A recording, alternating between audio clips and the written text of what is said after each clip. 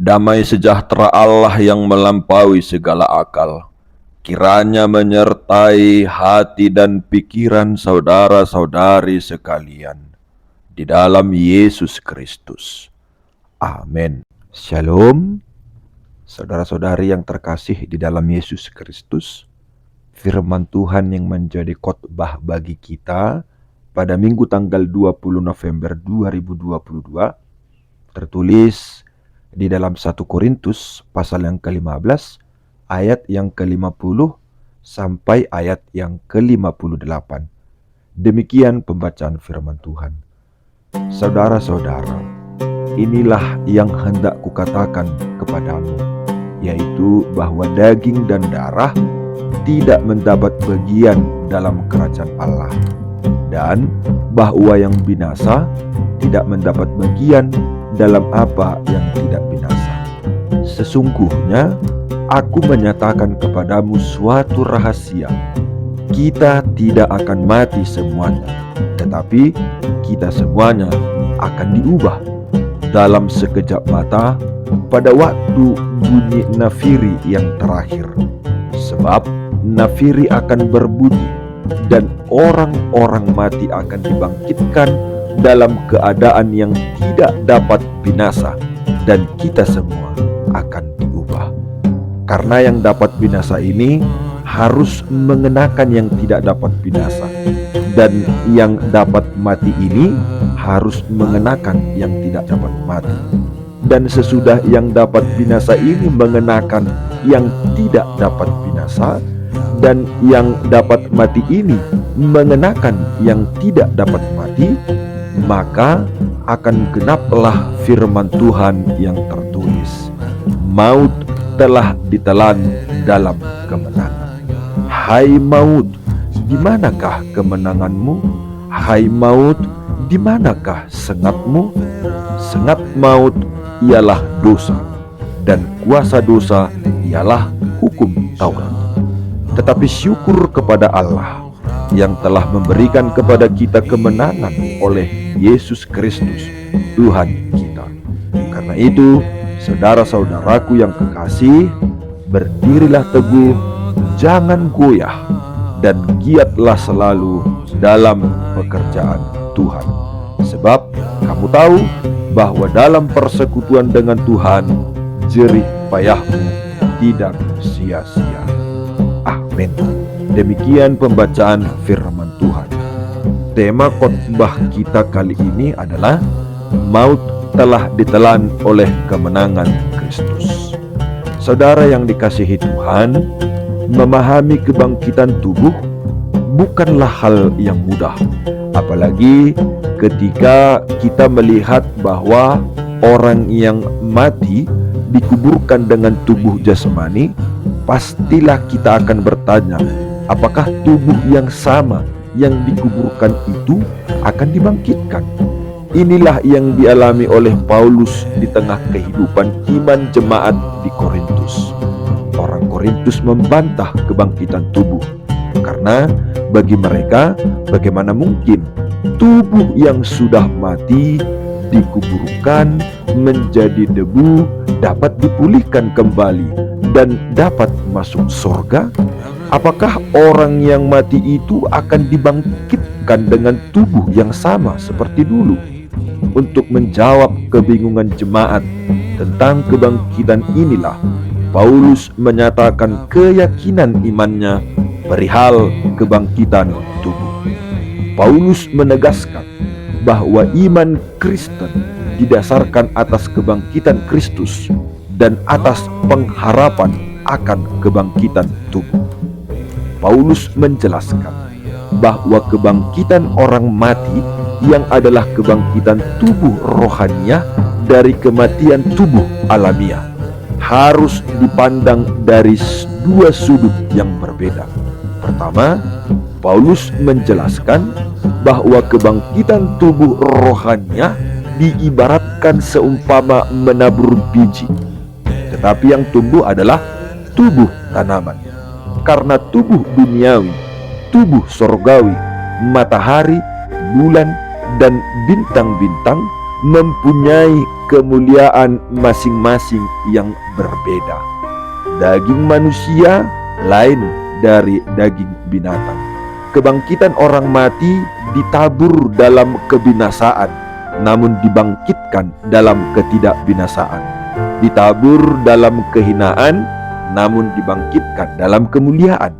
Ditabur dalam kelemahan dan dibangkitkan dalam kekuatan. Yang ditabur tubuh alamiah, namun yang dibangkitkan adalah tubuh rohaniah. Kedua, Paulus menggambarkan bahwa tubuh alamiah sama dengan Adam pertama yang berasal dari debu tanah, bersifat jasmaniah, menjadi makhluk hidup. Tubuh rohaniah adalah Adam terakhir yang berasal dari surga, bersifat rohaniah, menjadi roh yang menghidupkan. Kita telah memakai rupa dari yang alamiah, namun kita juga akan memakai rupa dari yang surgawi, yaitu tubuh rohaniah. Dengan demikian, Paulus ingin memberikan pemahaman bahwa yang akan binasa adalah daging dan darah yang tidak akan mendapat bagian di tempat mulia dan tidak akan binasa, yaitu kerajaan Allah. Sehingga kita dibangkitkan akan menjadi manusia baru di dalam Kristus Yesus. Karena lewat kebangkitan Yesus, maut telah dikalahkan, dan kebangkitan Yesus adalah sebuah anugerah bagi kita manusia. Kita diingatkan bahwa hidup itu tidak berhenti atau selesai dengan kematian tubuh. Dengan kebangkitan Yesus, Yesus membawa sebuah anugerah bagi kita manusia, di mana maut telah dikalahkan, dan dengan kebangkitan Yesus kita telah diselamatkan. Ketika keselamatan dan anugerah dari Tuhan kita terima, maka kita harus mempertahankan keselamatan itu sebagai dasar iman kita yang perlu kita wujudkan dalam kehidupan sehari-hari. Paulus memiliki keyakinan iman akan kebangkitan tubuh itu, sehingga ia berkata, "Berdirilah teguh, jangan goyah, dan giatlah selalu dalam pekerjaan Tuhan. Sebab kamu tahu bahwa dalam persekutuan dengan Tuhan, jerih payahmu tidak sia-sia." Agar atas dasar kebangkitan daging dan hidup kekal, maka berdirilah teguh dan jangan goyah adalah seruan bagi setiap orang percaya untuk berpegang teguh dalam keyakinan iman. Saudara yang dikasihi Tuhan, awal September 1918, Perdana Menteri Inggris David Lloyd George sedang bergembira menyongsong bakal berakhirnya Perang Dunia Pertama yang sedang berlangsung sejak 1914. Karena Inggris memainkan peranan yang penting dalam mengalahkan poros Jerman, Italia, Austria, Hungaria, Turki, maka saking senangnya Lloyd George keluar dari kantornya dan turun ke jalan raya menyambut, bersalaman, dan memeluk jenderal, perwira, prajurit Inggris yang balik dari medan pertempuran. Bahkan ia juga menghampiri kaum buruh dan masyarakat yang ikut berkerumun dan berdekatan dengan sang Perdana Menteri. Sebenarnya sebelum turun ke kerumunan prajurit dan warga, ia sudah diingatkan oleh para penasehat dan menterinya supaya mengurungkan niatnya. Namun peringatan tersebut tidak didengarkannya. Tanggal 11 September 1918, David Lloyd George jatuh sakit. Ia mengalami demam, sakit kepala dan tenggorokan, batuk, pilek, dan terbaring di tempat tidur selama 11 hari dengan respirator untuk membantu ia bernapas. Apa yang terjadi padanya? Ia terinfeksi virus Spanish flu atau Spanish influenza yang waktu itu telah mulai merebak sejak Mei 1918 di Spanyol.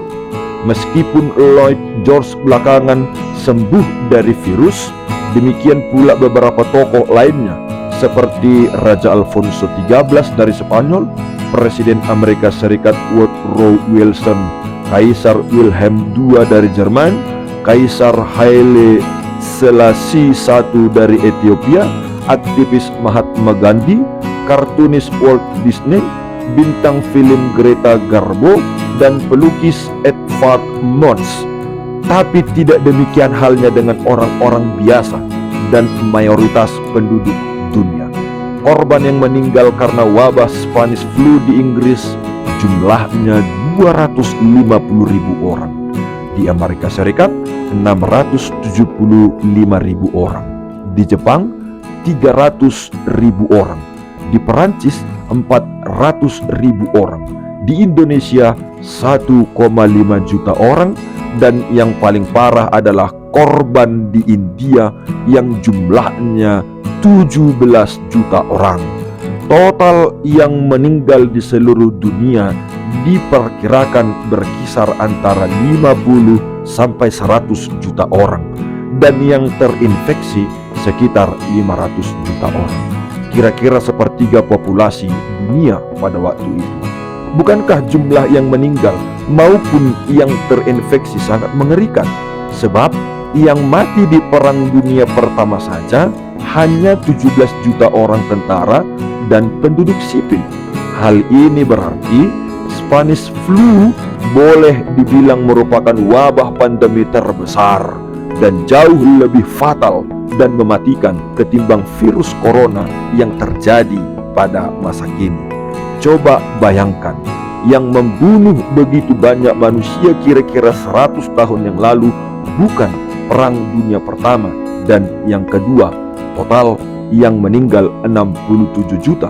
Bukan pula revolusi di Rusia di tahun 1917 sampai 1923 dengan korban 12 juta orang.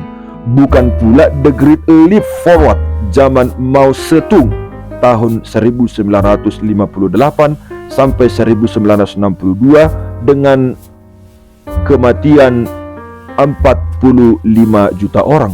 Bukan pula bom atom di Hiroshima dan Nagasaki pada tahun 1945 yang diperkirakan memakan korban 200.000 orang, tetapi virus. Namun yang mengherankan adalah sampar Spanish flu sempat dijuluki The Forgotten Flu karena banyak yang di permukaan bumi ini seperti tidak mau tahu, tidak peduli, dan seperti mengalami amnesia kolektif atau lupa massal terhadap virus yang telah memusnahkan 100 juta manusia. Kenapa bisa begitu? Karena banyak orang bersikap tidak peduli dan cenderung melupakan begitu saja, karena serangan dan pembunuhan virus tersebut terjadi secara perlahan-lahan di dalam rumah atau rumah sakit. Sudah begitu, pemakaman dilakukan cepat-cepat, secara massal, dan tidak ada upacara atau liturgi ini itu untuk mengenang yang meninggal. Semua memori suram itu mendatangkan kepahitan, kekecewaan, dan ketakutan yang tidak ingin diingat manusia. Saudara yang dikasihi Tuhan, lalu apakah kita juga akan mengalami amnesia kolektif yang sama terhadap pandemi virus corona sekarang ini, yaitu berusaha melupakan, tidak peduli, apalagi korban yang meninggal atau tidak atau belum sebanyak yang terjadi 100 tahun yang lalu? Mungkinkah sikap tidak peduli dan berusaha melupakan itu sebenarnya timbul karena adanya rasa takut bahwa sampar corona dan maut sesungguhnya merupakan momok yang menyeramkan dan sekaligus menciutkan hati banyak orang? Bukankah juga biasanya kita tidak mau membicarakan tentang kematian, dan tidak sedikit orang yang malah tidak mau melayat ke rumah duka atau melihat ke peti mati? Tatkala Paulus menulis, "Hai maut, di manakah kemenanganmu? Hai maut, di manakah sengatmu?" Sebenarnya Paulus sedang mengutip dari Hosea 13 ayat 14b. Di sini tampak dua istilah yang menonjol, penyakit sampar dan tenaga pembinasa, yang sejajar dengan kata maut dan dunia orang mati. Hal ini memberi indikasi bahwa maut dapat membawa aroma yang sama, menakutkannya, seperti penyakit sampar yang memiliki power yang sifatnya memusnahkan kehidupan manusia di bumi dan menyeretnya masuk ke lubang kubur kebinasaan. Mestinya setiap orang merasakan kegentaran yang sama. Kita tidak berdaya menghadapi ancaman maut yang datang secara menakutkan melalui penyakit sampar yang nyata-nyata mematikan namun tidak kelihatan. Adakah harapan bagi umat manusia di tengah ketidakberdayaan ini? Saudara yang dikasihi Tuhan, firman Tuhan dalam akhir tahun gerejawi ini mau mengajarkan dua hal yang penting bagi semua orang kala mereka berhadapan dengan ancaman kematian. Karena pertama, kebangkitan Kristus telah memusnahkan kuasa maut atau kematian yang telah diubahnya menjadi sebuah kemenangan. Sejak bagian sebelumnya, Paulus sudah menegaskan bahwa Kristus telah dibangkitkan dari antara orang mati sebagai sulung dari orang-orang yang telah meninggal. Kemudian Paulus menyambung, maut telah ditelan dalam kemenangan. Kemenangan apa? Kemenangan karena kebangkitan tubuh yang sudah terjadi pada Kristus. Dan kemenangan ini sekaligus merupakan jaminan kebangkitan tubuh bagi orang percaya. Bagaimana dengan sengat maut ini? Sengat maut sudah dideklarasikan tidak berlaku pada orang percaya, sebab telah dimusnahkan sekali dan untuk selamanya oleh kebangkitan Kristus. Jangan takut, aku adalah yang awal dan yang akhir dan yang hidup. Aku telah mati, namun lihatlah, aku hidup sampai selama-lamanya, dan aku memegang segala kunci maut dan kerajaan maut. Sekalipun demikian, istilah sengat maut yang dipergunakan Paulus adalah sebuah ungkapan yang realistis, yaitu kematian tetap merupakan kenyataan yang menyakitkan dan mendatangkan kesedihan dan ketakutan. Hal itu menandakan bahwa kematian jasmani bukan sesuatu yang natural, bukan sesuatu yang normal, melainkan sesuatu yang mengerikan, abnormal, dan merusak. Kematian jasmani adalah pemisahan yang tidak natural antara jiwa manusia dari tubuhnya. Memang ada kepercayaan tertentu menanggapi kematian sebagai berkat, namun iman Kristen tidak pernah menyimpulkan seperti itu. Sebab jika itu adalah berkat, maka seharusnya kematian bukan merupakan hukuman atau akibat dari pelanggaran, seperti yang dikatakan Paulus bahwa maut seperti sengat, sekalipun sengat itu telah dipatahkan oleh kebangkitan Kristus. Pada saat orang percaya meninggal dunia, tubuh jasmaniahnya tetap berada di bumi sewaktu dikuburkan, namun roh atau jiwanya sudah ditransformasikan menghadap Tuhan di surga yang mulia. Jadi kematian bagi orang percaya adalah kembali ke rumah Bapa untuk menetap pada Tuhan dan masuk dalam sebuah komunitas yang disebut kumpulan yang meriah. Bagi orang percaya, begitu nafas terakhir terembus keluar dan tubuhnya berhenti bekerja, ia akan langsung bereksistensi bersama dengan Kristus di surga yang mulia. Penekanan istilah langsung juga dipaparkan oleh Yesus pada momen di atas kayu salib. Ia berkata kepada penjahat yang ada di sampingnya, "Aku berkata kepadamu, sesungguhnya hari ini juga engkau akan ada bersama-sama dengan aku di dalam Firdaus." Dengan demikian, buah dari percaya kepada Kristus bagi orang beriman adalah dilepaskan dari kematian rohani dan kematian kekal.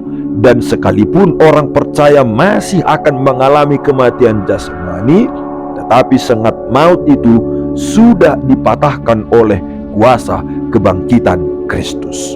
Hal ini berarti orang yang percaya kepada Kristus hanya akan mati satu kali saja, yaitu kematian jasmani. Sedangkan orang yang tidak percaya sesungguhnya mengalami 3 jenis kematian: kematian kekal, kematian rohani, dan kematian jasmani. Memang tubuh jasmaniah yang manusia miliki selama di bumi akan mati karena dosa, dan tubuh ini tidak bisa dioper ke dalam kehidupan yang kekal menurut cara apapun, termasuk teknologi modern. Transformasi itu hanya dapat terjadi melalui karya Allah untuk mengubah tubuh manusia menjadi tidak dapat rusak dan tidak dapat mati lagi.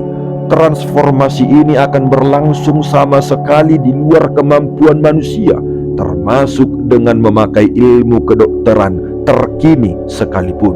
Jadi setelah kematian jasmani, orang percaya akan mengalami keadaan ketidakbinasaan, immortality, yaitu sebuah keadaan yang menunjuk pada kebangkitan tubuh pada masa akhir zaman, di mana orang percaya tidak akan berhadapan dengan maut atau kematian lagi.